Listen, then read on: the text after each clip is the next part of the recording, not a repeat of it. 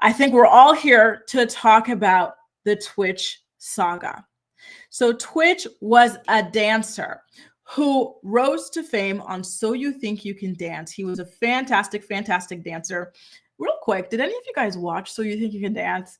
I remember loving this show. I didn't watch every season, but I actually did happen to watch Twitch's season, and I thought he was a fantastic dancer, and I really loved it. I've never taken a dance class outside of like Zumba at the gym, and maybe I did an Afro. I think I did an Afro beats or some kind of Caribbean dance thing once, but that's about it. But I truly, truly loved it, and I enjoyed all the passion that all of these artists had. Allison competed on that same season. They met, they fell in love, they got married, and they had 2 kids.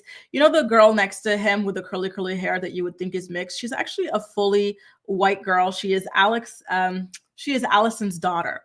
And she started perming her hair, I guess, to kind of like blend in with the other kids who have the naturally kinky curly hair based off of being half Black. And so I really truly thought the girl was biracial for a very long time. I believe she also tans as well, which, you know, is a story for another day. But I digress. So these 2 had a very, very, what seemed to be happy life. They were always posting videos, dancing and smiling together on the internet. The kids were involved. It was a whole family affair. Twitch, he had like a really incredible job as kind of like a DJ or a hype man for Ellen on the Ellen DeGeneres show, which spanned over 8 years. He seemed to be very, very well loved by his family, you know, his dancing colleagues, everybody. No one has ever had a bad word to say about this guy. Even the amount of love and passion that people are coming out with, you know, for Twitch in light of what is happening here with his widow, Allison, is absolutely incredible. And it is true. It's just so crazy to see what happened with all of the dancers from So You Think You Can Dance. Another one I like to watch was America's Best Dance Crew, you know, especially what is that? The Jabberwockies, to see their success and everything like that. So people have been saying that Allison has been behaving in very strange ways ever since Twitch's passing. People are saying that her stories about, you know, him have not been adding up. But listen, for now, I'm going to present you with some information that came out. And then I want you guys to let me know what you think about all of it in the chat, okay? If you're watching live, and if you're watching the playback as part of my playback posse, my VOD squad, let me know in the comment section, okay? So in her People magazine exclusive, Allison said that Twitch ended his life weeks after finding out that the Ellen DeGeneres show was not going to be picked up and that his other project was not going to be picked up as well. She describes coming to his closet and finding a, quote, cornucopia of drugs, including mushrooms, pills, and other substances that she supposedly had to look up on her phone.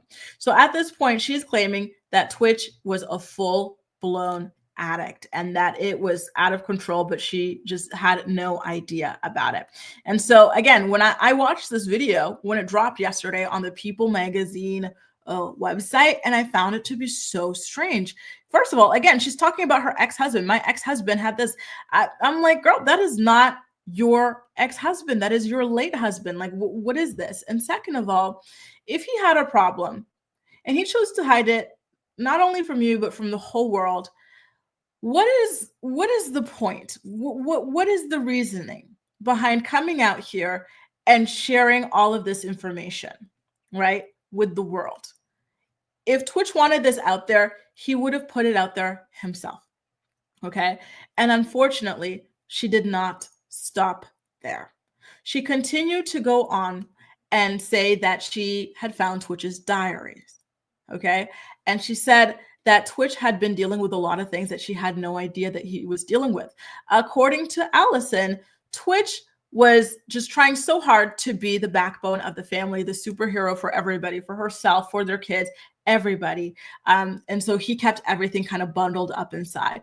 And to me personally, as like someone who didn't know Twitch personally, I feel as though that is enough information for me, right? I don't need anything more. But then she decided, no, Grace and everybody else, y'all need to know more. So basically she said, and I quote, he was wrestling with a lot inside himself, and he was trying to self-medicate and cope with all of those feelings.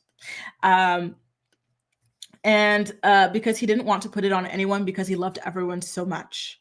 And then she also says that he alluded to being sexually abused by a male figure during his childhood in several of his diary entries. He didn't want other people to take his pain. And so, again, it's kind of like, well, these are things, these are secrets that he held so near, so dear, because he didn't feel like this was something that he wanted to share with you as his wife and his partner of over a decade. He didn't want to share with his children. So who or what gives you the right, just because you were married to him, to make that decision for him, right? And again, I think that Allison is well within her right to grieve and to share her own story, right? I think anybody would have that right. But when you cross over from telling your own story to telling the story of somebody else's and saying, here, this person's dead, come take their diary entry. Let's read about all of their deepest and darkest secrets and their deepest and darkest traumas. And she's saying as well that the reason that she's putting all of this out here is because she wants to help other people so that they don't have to like die with shame or like hidden secrets or anything like that. But again, here's the question. If you are looking to help other people, why are you charging for this information in the form of a book? Why are you only sharing this through a pre-order, right? Why are you sharing this this information in the form of a People magazine interview, right? Which are typically paid for, you're typically compensated for. Are you really looking to help other people, or are you looking to cash in, right? It feels like that's the case. And, thank you so much for that, Malene. That's another thing that we have to talk about as well. I don't know, you guys. I don't know. I feel like I would have loved for her to just say that she's angry, right? Or that she feels this way or she feels that way. And this is her way to just share everything, and that she's trying to put the pieces together. But when you try to put